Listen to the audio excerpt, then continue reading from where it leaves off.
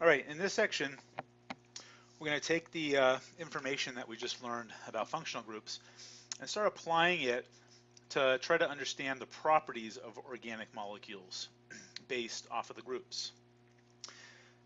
We're going to talk about the types of bonding that they do and kind of be able to predict if something is hydrophobic or hydrophilic in solubility rules. So this is kind of a big section of this chapter. It's going to take everything that we've just learned and kind of try to kind of show you what you can do with all this information. All right, so the first thing is that organic molecules are covalent bonds. We've kind of already talked about this.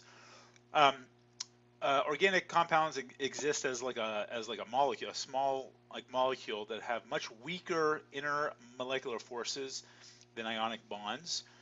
An intermolecular force, you might remember, the three types are van der Waals forces, okay, or the other name of them are van der Waals or dispersion forces, dipole forces, and hydrogen bonding. Okay, if you do not remember what these are, I suggest that you look them up. I don't have time on the videos to talk about them, but we can talk about them in class. So if you have questions about these in class, please feel free to ask about it. But I suggest that you look them up. YouTube obviously is a great resource, but understanding these types of forces is incredibly important. All right, and because of these weaker forces, the boiling points and melting points are much lower than they are of ionic bonds. So this is all compared to ionic bonding. This statement is kind of true, but not totally true, where organic compounds tend to be a liquid or gas. They are solids. I know a lot of organic molecules that are solids, but you have a mixture of solids and liquid and gases where all ionic compounds are solid.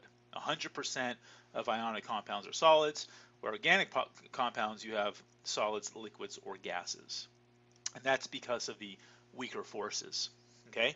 First thing we're going to talk about is polarity. All right. Again, this is stuff that you've learned in your Gen Chem course. And there are two types of polar molecule, or two types of bonds, covalent bonds. There's nonpolar bonds, and there are polar bonds. Okay. Remember electronegativity? That's the ability of an atom to pull electrons towards itself through a bond.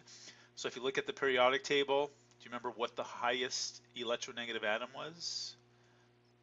If you said fluorine, you are correct. Fluorine has the highest electronegativity. That means it's just that as an atom, it pulls the most electrons towards itself. So if you have like a carbon-fluorine bond, since fluorine is more electronegative, it's going to pull these electrons in this bond towards itself more. And you sometimes can show that with an arrow. Okay, it's called a dipole arrow, where this is kind of showing you that this carbon has more of a positive charge, and we kind of draw that by showing a delta. That's a lowercase delta with a positive. And the fluorine has more of the electrons around it, so it has more of a negative charge around it. So it's a partial negative. Partial positive, partial negative. This is kind of showing you that you have a polar bond. And it's based off of the difference in electronegativities. Well, for a nonpolar, you have the same. So like a carbon-carbon bond, these are pulling this bond equally. It's the same atom. So this would be a nonpolar bond. All right. Remember, it's based on electronegativities. Okay. And remember, as you go towards fluorine, you increase in electronegativity. As you go up the periodic table, you increase in electronegativity. Okay. And it all depends on where you are. So here's boron, here's carbon. All right. The closer you get to fluorine, the less the more electronegative the atom. But the bond polarity is based on how far away the groups are. So like oxygen is next to fluorine. So an oxygen-fluorine bond is polar, but not nearly as polar as a carbon-fluorine, because carbon is so much further away. All right, but if you have the same atoms, that's what's going to be considered a nonpolar bond. Something you also need to memorize is that hydrogen has approximately the same electronegativity as carbon. Okay, so if you have a hydrogen-carbon bond, this is also a nonpolar bond because these electronegativities are equal. All right, so carbon-carbon and carbon-hydrogen bonds are nonpolar because their electronegativities are equal. Okay, a covalent bond is polar when the atoms are different in electronegativities. Pretty much, it's when you have a carbon attached to any type of heteroatom. That's kind of a good way to memorize it. If a carbon is attached to a carbon or hydrogen, it's nonpolar. If your carbon is attached to some sort of heteroatom, okay, we talked about heteroatoms are non-carbon hydrogen atoms, then it's going to be polar. Okay, so nitrogen, oxygen, the halogens, we call them polar. Okay, so here's an example with the partial charges. Carbon and oxygen, the oxygen's more electronegative, so that has the partial negative charge.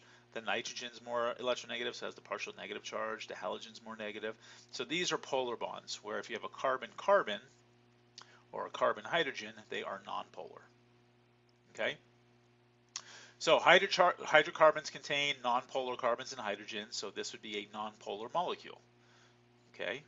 And so here, if one of the bonds is more polar, then the molecule is polar. This molecule was going to be a polar molecule because it has a dipole. You have this poling. More electrons are hovering around this chlorine.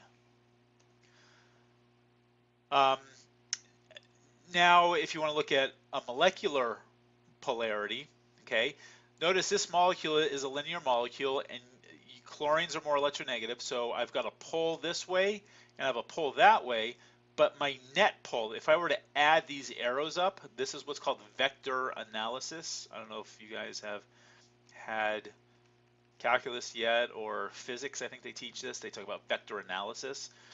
Imagine I have a particle here and I push it this way and that way at the equal amount of strength and time and everything. The particle isn't going to move anywhere. So since these arrows cancel each other out, this is considered a non-polar molecule. However, in this case, the oxygen is more electronegative. I've got an arrow going up this way, arrow going up that way. If I have a particle that's going this way and that way at the same time, it's going to go straight up. It has a net dipole. These do not cancel each other out. So this is now a polar molecule. Okay, so this is what's called vector analysis. It's basically, if the arrows are opposite of each other, they cancel out, it's nonpolar. If they do not cancel each other out because of the geometry, it's important that you know the geometry, then it's considered polar. Okay, so here's an example. Will this molecule be polar? So I have a carbon. You have to first write this in the correct geometry. So you have to put it in a tetrahedral geometry. Okay. Chlorine is more electronegative than carbon, so I have a dipole going this way and a dipole going that way. These arrows are not canceling each other out. Remember, the arrows have to be exactly 180 degrees from each other. There's nothing 180 degrees about this.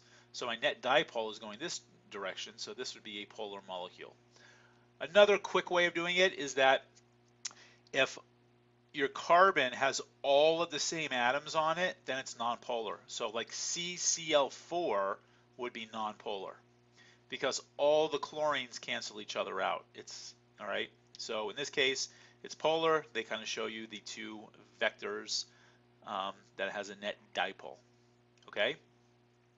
So any questions on this? We can talk about it in class. You might have questions because this might be information that maybe you didn't talk about that much in your Chem 101 class, or you just don't remember it.